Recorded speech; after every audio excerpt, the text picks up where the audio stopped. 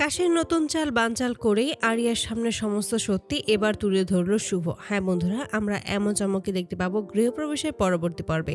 আকাশ নতুন করে প্ল্যান করে ভাবতে থাকে যে এবার কিভাবে ওই রায় পরিবার থেকে চিরতরে একেবারে আরিয়াকে দূরে সরিয়ে আনতে পারবে। আকাশ খুব ভালোভাবে বুঝতে পারে যে ওই শুভ কোনোভাবেই আরিয়াকে এভাবে ছেড়ে দেবে না, যেভাবেই হোক কোনো না কোনো উপায় ঠিক খুঁজে বের করবে আরিয়াকে ওই বাড়িতে ফিরিয়ে নিয়ে যাওয়ার। আর এক পর্যায়ে আরিয়া মনে হয় যে সমস্ত কিছু ভুলে ওই শুভর কাছে ফিরে যাবে। মায়ের ভালোবাসা উপেক্ষা করতে পারবে না আরিয়া, তবে তার আগেই আমাকে যা করার করতে হবে। তার জন্যই নতুন একটা প্ল্যান করে এবং সেখানে কিভাবে আরিয়াকে ব্যবহার করবে এই সমস্তই ভাবতে থাকে। ভাবতে ভাবতে আরিয়ার কলেজে এসে হাজির হয় এবং আরিয়ার সাথে দেখা করতেই আরিয়ার সামনেই নাটক করতে থাকে এবং কান্না করতে থাকে। আর তখনই আরিয়া জিজ্ঞেস করে কি হয়েছে। তখনই আকাশ বলেছে, আসলে আমি খুব ভালোভাবে বুঝতে পারছি যে আমার কাছ থেকে তোমাকে খুব শীঘ্রই তারা কেউ কেড়ে নেবে। আরিয়া তখন বলে, এটা কোনোদিনও হবে না, আমি কোথাও তোমাকে ছেড়ে যাব না, আমি শুধুমাত্র তোমার সাথেই থাকবো। তুমি তো আমাকে খুব ভালোভাবেই চেনো ড্যাড, যে আমি তোমাকে ছাড়া কারো কাছেই থাকতে পারবো না, তাহলে এই সমস্ত কথা কেন বলছো?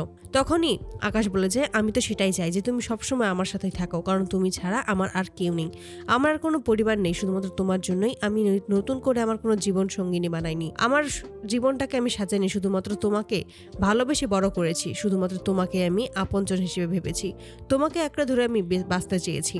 এখন যদি তুমিও আমার থেকে দূরে সরে যাও তাহলে আমি কিভাবে বাঁচবো? এই সমস্ত কথা বলেই আরিয়াকে ইমোশনাল ব্ল্যাকমেল করতে থাকে, যেন আরিয়া সারা জীবন তার সাথেই থাকে, কোনোভাবেই যেন তার পরিবারের কাছে ফিরে যেতে না পারে। অপরদিকে শুভ বুঝতে পারে না যে হঠাৎ করে কেশব কেন তার সমস্ত প্ল্যান বানচাল করে দিল, কেনই বা বললো যে এখন কোনো কিছুই করা সম্ভব নয়, এই মুহূর্তে এসে হাল ছেড়ে দিলে তো কোনোভাবেই চলবে না, যেভাবেই হোক ওই স্ত্রীকে আমাদের আবারও ফিরিয়ে আনতে হবে। এমনটা ভাবতে ভাবতে কলেজে এসে হাজির হয়।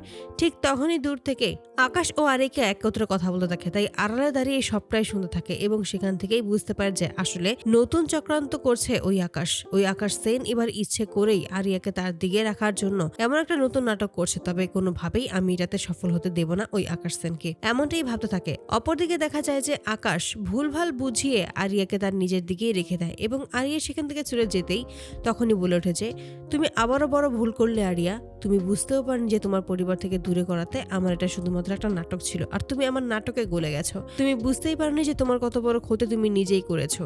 তুমি আমার কাছে থাকলে আমি শুধুমাত্র প্রতিশোধ নিতে চাইবো, তোমাকে আমি ঢাল হিসেবে ব্যবহার করব, আর এটা তুমি কোনোদিনও বুঝতে পারবে না। আর তোমার মা শুভলক্ষ্মী এটা কোনোদিনও বললে তুমি তাও বিশ্বাস করবে না, সেটা আমি খুব ভালোভাবেই জানি। আর তার জন্যই তো আমার এই চক্রান্ত, আমার এই প্ল্যান এবার ঠিক সফল হবে, তুমি দেখে নিও শুভলক্ষ্মী, এবার তোমাকে হারতেই হবে। এসব বলে হাসতে থাকে এবং দূর থেকেই এই সমস্ত কিছু ভিডিও রেকর্ড করে নেয় শুভ।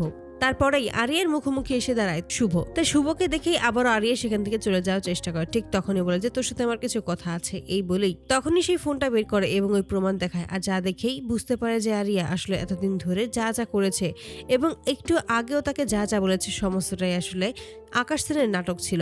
শুধুমাত্র নিজের পরিবার থেকে, নিজের মায়ের ভালোবাসা, নিজের বাবার ভালোবাসা থেকে দূরে সরানোর জন্যই আরিয়াকে ব্যবহার করছে ওই আকাশ সেন। অতঃপর নিজের ভুল ধারণাগুলো ভেঙে যায়। তো বন্ধুরা, তোমরা কি চাও যেন এবার এভাবেই আকাশের নতুন চাল বানচাল করেই আরিয়ার সামনে যেন সমস্ত সত্যিটা তুলে ধরতে পারে শুভ? অবশ্যই তোমরা তোমাদের মতামত কমেন্টে জানাতে ভুলো না। ধন্যবাদ।